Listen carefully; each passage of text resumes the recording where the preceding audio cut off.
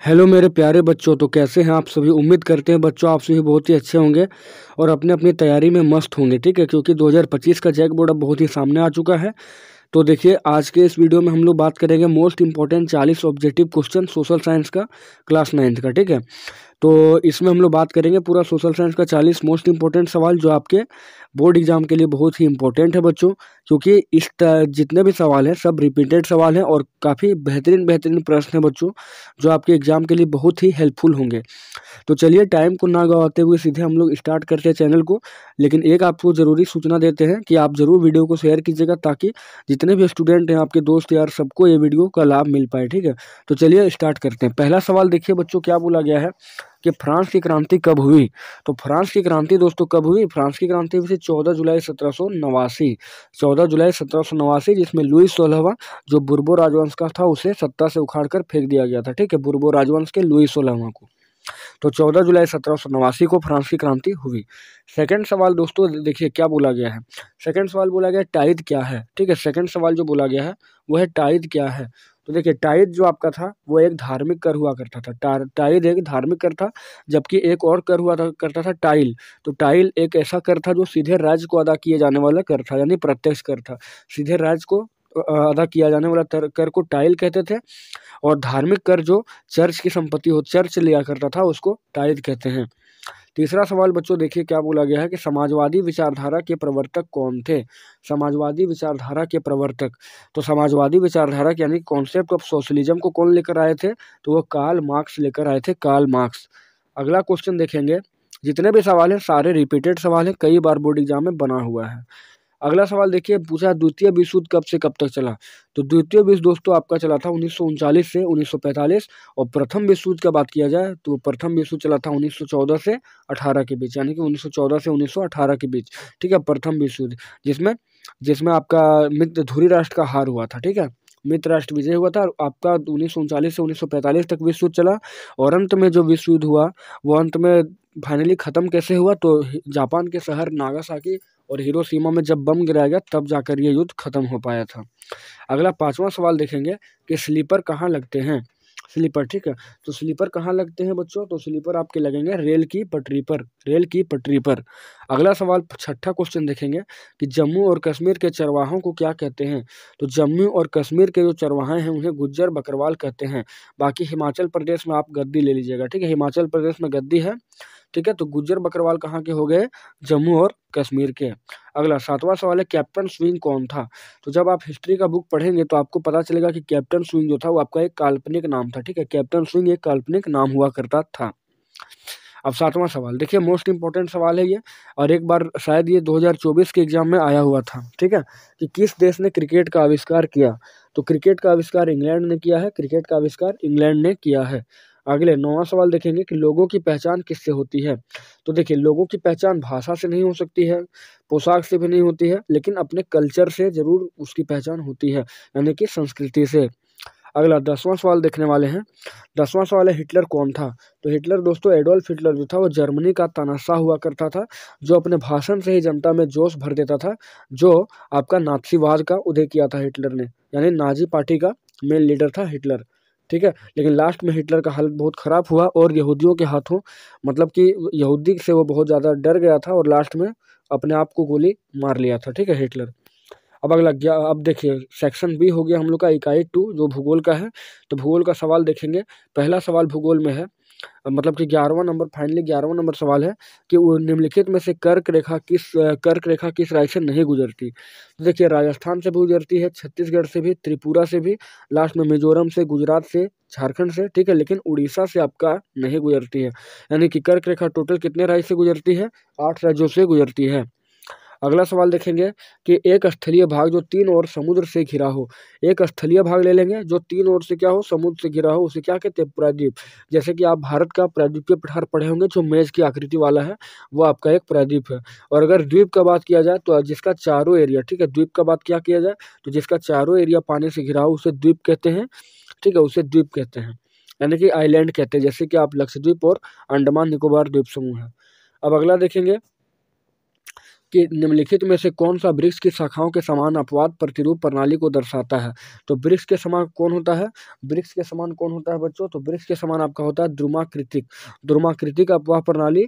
Dendrite जो है यानी ध्रुमाकृतिक या जो आपका है वही अपवाह प्रणाली को दर्शाता है, यानी कि वृक्षाकार बोल सकते हैं आप। अगला है कि नीचे दिए गए स्थानों में किस स्थान पर विश्व में सबसे अधिक वर्षा होती है। ठीक है, तो प्रायद्वीपीय पठार को जो विस्तार मतलब कि हिमालय श्रेणी का जो विस्तार है आपका पूर्व में, तो जिसमें 3 महत्वपूर्ण श्रेणियां आती हैं, पर्वत श्रेणियां, गारो खासी जयंतिया जो वहाँ के जनजातियों के नाम पर रखी गई है, तो उसमें गारो खासी जयंतिया जो है वहीं पर सबसे अधिक वर्षा होती है, जो लगभग आपका 1100 सेंटीमीटर वार्षिक वर्षा होता है मासिन राम में। ठीक है, मासिन राम यानी मेघालय में। अब अगला सवाल देखेंगे, रबड़ का संबंध किस प्रकार की वनस्पति से है।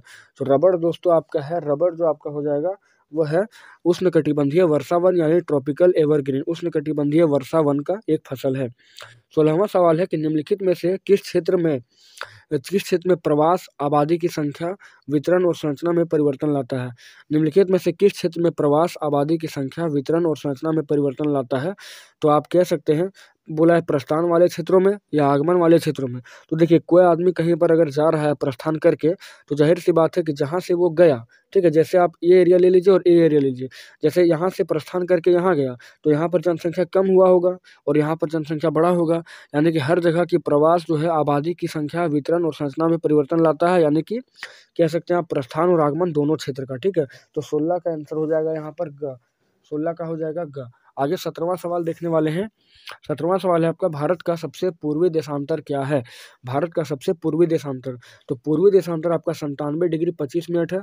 मान के चलिए ये भारत आपका है, ठीक है, ये भारत है, तो आपका ये हो गया पश्चिमी देशांतर और ये हो गया आपका पूर्वी देशांतर, ये उत्तरी और ये दक्षिणी। ठीक है, तो आप बात करेंगे तो यहाँ से 68 डिग्री 7 मिनट हो जाएगा और यहाँ हो जाएगा 97 डिग्री 25 मिनट, और इधर से बात करेंगे तो 8 डिग्री 4 मिनट उत्तरी अक्षांश से 33 डिग्री 6 मिनट उत्तरी अक्षांश, और मुख्य भूमि से बात करेंगे तो 6 डिग्री 45 मिनट है। ठीक है, 6 डिग्री 45 मिनट से, यानी कि अंडमान निकोबार द्वीप समूह से शुरू होता है। बाकी आपका 8 डिग्री 4 मिनट जो है वो केप कोमोरिन से स्टार्ट होता है।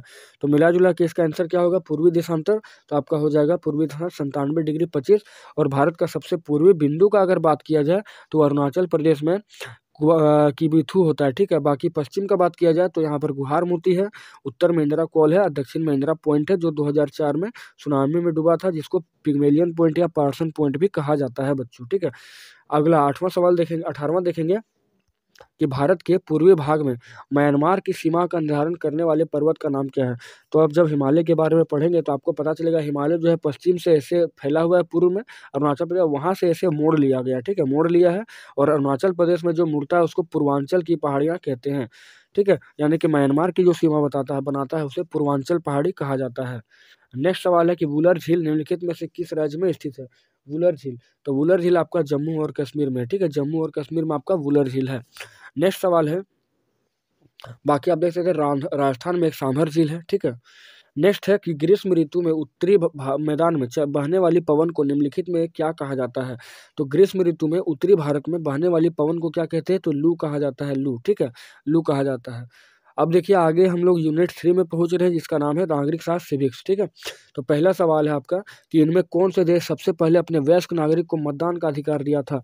तो कौन सा देश था वो जो अपने वयस्क नागरिक को सबसे पहले मतदान का अधिकार दिया, तो वो था आपका न्यूजीलैंड। ठीक है, न्यूजीलैंड। अब अगला देखते हैं कि किस देश से आंग सान सूची का संबंध है। तो आंग सान सूची का संबंध जो आपका है वो है म्यांमार से। ठीक है, तो 22 का हो जाएगा का म्यांमार से आपका आंग सान सूची पार्टी का संबंध है दोस्तों। नेक्स्ट है श्रीलंका के लोकतंत्र के संदर्भ में कौन सा कथन सत्य नहीं है। लोकतंत्र के संदर्भ में, तो देखिए पहला ऑप्शन है कि लोकतंत्र शासन को अधिक जवाबदेह बनाता है, तो ये तो बिल्कुल करेक्ट है। दूसरा ऑप्शन है लोकतंत्र बेहतर निर्णय लेने की संभावना बढ़ाता है, ये भी सही है। तीसरा है लोकतंत्र नागरिक का सम्मान बढ़ाता है, तो ये भी सही है। ठीक है, चौथा ऑप्शन ही आपका गलत होगा, जो दिया है कि लोकतंत्र मतभेद और टकराव को बढ़ाता है। तो लोकतंत्र मतभेद और टकराव को बढ़ाता नहीं बल्कि उसको सुलझाता है, इसलिए यही कथन यहाँ पर गलत था, यानी कि 23 का ख नंबर आंसर बिल्कुल सही होगा। अगला 24वां सवाल है कि संविधान का वह कथन जिसमें कोई देश अपने संविधान के बुनियादी मूल्यों और अवधारणा को स्पष्ट ढंग से कहता है, उसे क्या कहते हैं, तो उसे कहते हैं प्रस्तावना। ठीक है, उसे प्रस्तावना कहते हैं, जिसे उद्देशिका भी कहा जाता है। उद्देशिका जो आप पढ़े होंगे, हम भारत के लोग भारत को एक, ठीक है, तो वो प्रस्तावना आपका उद्देशिका है। नेक्स्ट है भारत का संविधान कब बना। ठीक है, भारत का संविधान बनने में दोस्तों 2 साल 11 महीना और 18 दिन लगा था टोटल।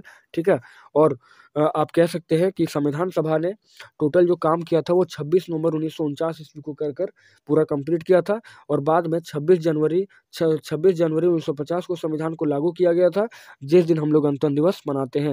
यानी कि भारत एक गणतंत्र कब बना था, तो 26 जनवरी 1950 को बना था। बाकी संविधान दिवस कब मनाया जाता है, तो 26 नवंबर को मनाया जाता है।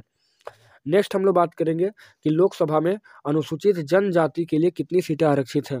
अनुसूचित जनजाति के लिए, ठीक है, तो देखिए अनुसूचित जनजाति, ये पुराना डेटा यहाँ पर दिया गया है, पुराना डेटा है। तो अनुसूचित जनजाति के लिए लोकसभा में अभी 41 नहीं बल्कि 47 जो सीट है, 47 सीट ये दिया गया है। और अगर अनुसूचित जाति का बात किया जाए तो 84 सीट उन लोग के लिए दिया गया है, 84 सीट। ठीक है, अनुसूचित जाति के लिए और जनजाति के लिए 47 सीट। आगे देखेंगे भारतीय संसद के अंग नहीं है, यानी भारतीय पार्लियामेंट का कौन सा अंग नहीं है। तो पार्लियामेंट का अंग सर्वोच्च न्यायालय नहीं, वो एक ऑटोनॉमस संस्था है।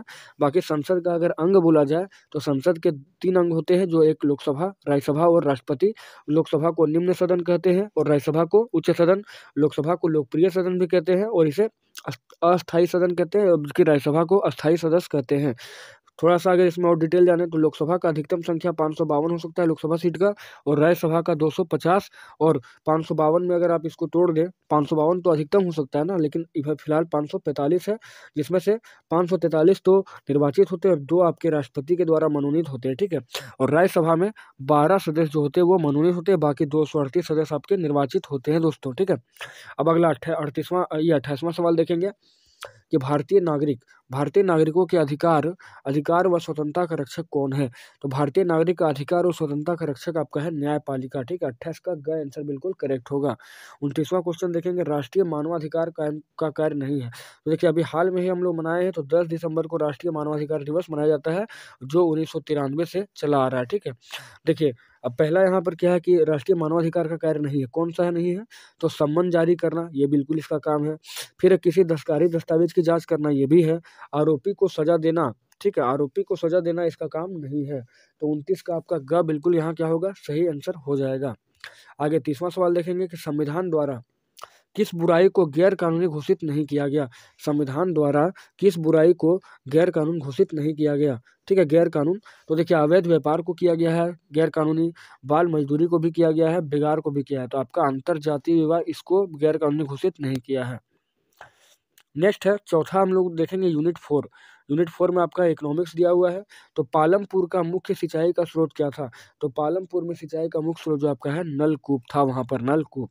आगे है हरित क्रांति क्या है। तो हरित क्रांति एम एस स्वामीनाथन के द्वारा जो स्टार्ट किया गया, इसका जो ये था, इसका जो मैनिफेस्टो था, इसका उद्देश्य था वो कृषि में विकास करना और खास करके गेहूं के उत्पादन में वृद्धि करना था। आगे 33वां हम लोग देखने के वाले हैं कि पालमपुर में खेती पर कितने % लोग आश्रित हैं। तो लगभग 75% लोग पालमपुर में आश्रित हैं बच्चों। अगला है कि जीविका चलाने के लिए कितने प्रकार के कार्य किए जाते हैं। तो जीविका चलाने के लिए 2 टाइप के कार्य किए जाते हैं, 2 टाइप के। ठीक है, नेक्स्ट क्वेश्चन होगा कि एक देश का श्रम शक्ति क्या है, यानी कि लेबर फोर्स जो शक्ति होगा, यानी कौन सी कार्यशील जो ये होगा उम्र होगा, वो कौन सा होगा। तो 15 से 59 आपका कार्यशील ये होगा जनसंख्या उम्र होगा। नेक्स्ट है MGNREA, यानी कि नरेगा का पूर्ण रूप क्या है। तो नरेगा आपको पता है कि 2005 ईस्वी में इसको स्टार्ट किया गया था, जिसमें 100 दिनों की गारंटी मिलती है काम की, ठीक है, मजदूरों को। तो नरेगा जो आपका उसका पूर्ण रूप क्या है, महात्मा गांधी ग्रामीण रोजगार गारंटी अधिनियम 2005। ठीक है, नेक्स्ट क्वेश्चन देखेंगे, भारत के किस राज्य की न्यूनतम प्रति व्यक्ति आय है। तो न्यूनतम प्रति व्यक्ति आय आपका हो जाएगा बिहार का। ठीक है, बिहार का हो जाएगा, बिहार का। नेक्स्ट क्वेश्चन है 38 की NEWP का पूर्ण रूप क्या है। NEWP का पूर्ण रूप क्या है। तो NEWP का पूर्ण रूप जो है आपका, उसको है national food for work programme. ठीक है, national food for work programme, यानी कि राष्ट्रीय कार्य के बदले भोजन योजना। अगला सवाल है 39वां नंबर की, खाद्य सुरक्षा से आप क्या समझते हैं। खाद्य सुरक्षा से आप क्या समझते हैं। तो खाद्यान्न की उपलब्धता, आवास का उपलब्धता, कपड़ा का उपलब्धता, इनमें से सभी। तो 39 का हो जाएगा डी, इनमें से सभी। अगला सवाल है राशन कार्ड कितने प्रकार के होते हैं। तो राशन कार्ड आपके जो होते हैं वो 3 प्रकार के होते हैं। राशन कार्ड 3 प्रकार के होते हैं। तो देखिए दोस्तों, आज हम लोग बात कर लिए हैं सोशल साइंस का मोस्ट इंपॉर्टेंट 40 ऑब्जेक्टिव सवाल का, जो आपके बोर्ड एग्जाम 2025 के लिए बहुत ही लाभदायक साबित होंगे। ठीक है, तो उम्मीद करते हैं कि वीडियो आपको अच्छा लगा होगा। तो अगर वीडियो अच्छा लगा और चैनल को सब्सक्राइब करिए, वीडियो को लाइक कीजिए और सब्सक्राइब करके चैनल को और शेयर भी करना है वीडियो को, ताकि सभी दोस्तों के पास इस तरह की इन्फॉर्मेटिव वीडियो पहुँचे। तो अभी फिलहाल हम लोग एसएसटी का जो सीरीज लॉन्च किए हैं, ठीक है, इसमें पूरा आपको एसएसटी आपके पुराने साल के paper, previous year model paper और जितने भी इंपॉर्टेंट वायरल क्वेश्चन होंगे जो बार बार रिपीट होते हैं, उसको डाला जाएगा। ठीक है, तो प्लेलिस्ट बना दिया जाएगा दोस्तों इसके लिए। आप मिलते हैं आपसे एक नेक्स्ट वीडियो में, तब तक जय हिंद, जय भारत।